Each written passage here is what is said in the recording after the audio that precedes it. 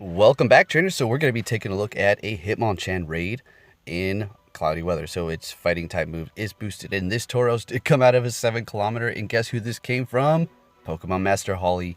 That's right. Appreciate it. I was saving this present for a while because I was trying to get the distance and all that stuff. But then they came out with this Kanto event saying, hey, you can get them out of here. So I just opened it up and hatched a Tauros. So thank you, Holly. Now on to the Hitmonchan. Yes, I'm going to be using a Gardevoir with Dazzling Gleam that is going to be weather boosted. So 6 unique non-legendary Pokemon, right? All right. So we have Gardevoir with Confusion, Dazzling Gleam, Alakazam with Confusion, Future Sight, Espeon with Confusion, Future Sight as well, and then Zen Headbutt and Psychic for Metagross. We don't get into the Gengar, okay? Now, let's talk about how long this took me and the other movesets that will have potentially harder times for you, or just in general a lot more difficult to beat. I'm going to say the 3 charge bar moves are going to be a lot more difficult than the close combat, because that one just comes once in a while and you're going to be using Psychic, so not very effective. So even if you dodge, it's not doing much. Did you see how much damage that did to my Gardevoir? But like I said, I don't know what's going on with the game, but the shadow hits are going off the chart. I just got my revives back up and my max revives. I'm not too worried about the potions. I'm down to just the hyper potions and max revives, okay? Because I literally had to sit here for about 30 minutes. Not complaining, I'm just giving you heads up. You're not the only one struggling out there. I have to deal with this too. And I keep pushing on until I get it done. But there becomes a point where you're like, okay, is this really worth my time? And not only my time, but my resources I'm using to do this. For people that like to solo these and give themselves a challenge, it's worth every single bit of resource that they're using just so they can accomplish this and say they did it. Now for me here, let's see, this is my job, I'm going to keep on pushing on so I can show you guys and give you the example as to what to do. Now I've done this before when they're around, but why not make another one and refresh your mind with a newer video? So you're going to want to make sure your Gardevoir, Espeon, Alakazam, and Metagross, that's the key. Those are the ones you're going to want. Now, say you don't have one of those maxed out, but you have another one. All of them will do. The only one that's going to be doing the least amount of damage is going to be the Metagross. So you're going to want to put that towards the end. Alakazam, Espeon, and Gardevoir are the key.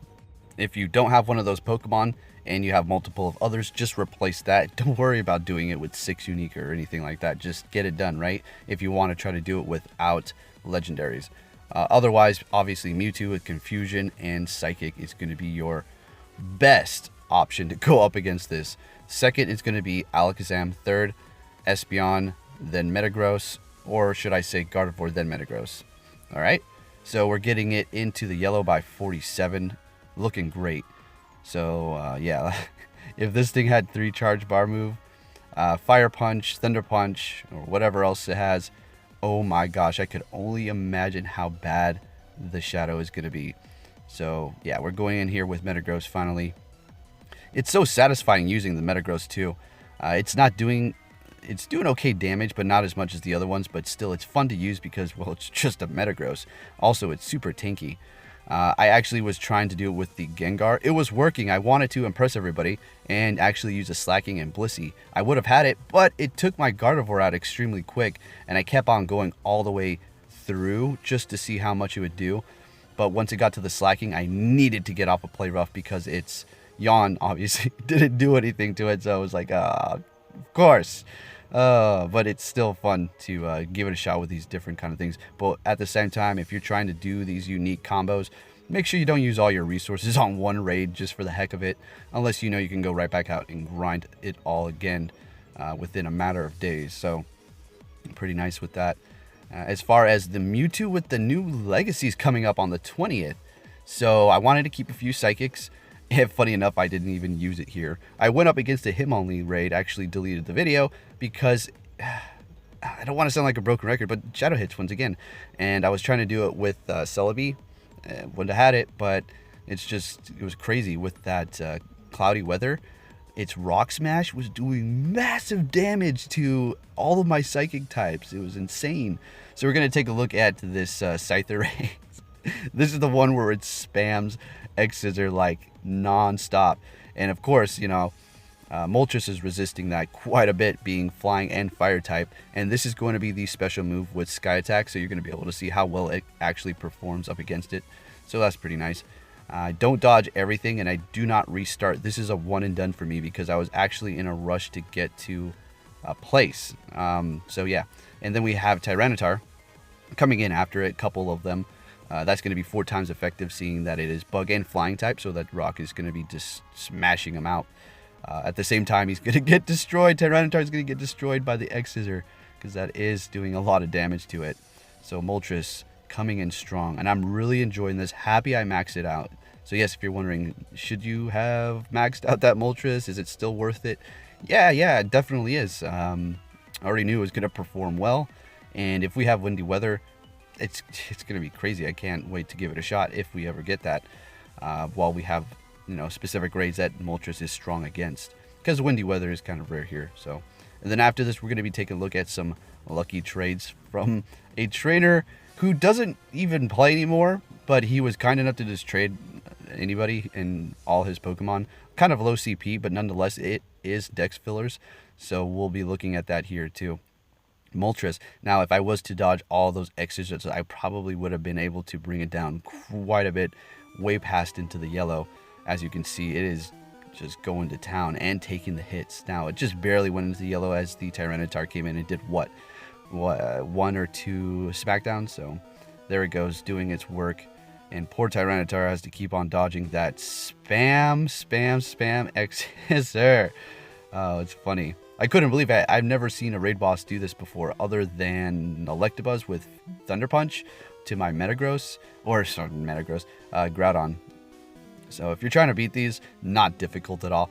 I highly recommend you use your Golems or Tyranitars with all rock moves, and as simple as that. Or you can use Fire, Entei, Moltres. Those work too. Charizard, Flareon. So yeah, Scyther's not difficult whatsoever. As you can see, the time, I know I'm using 4 times effective.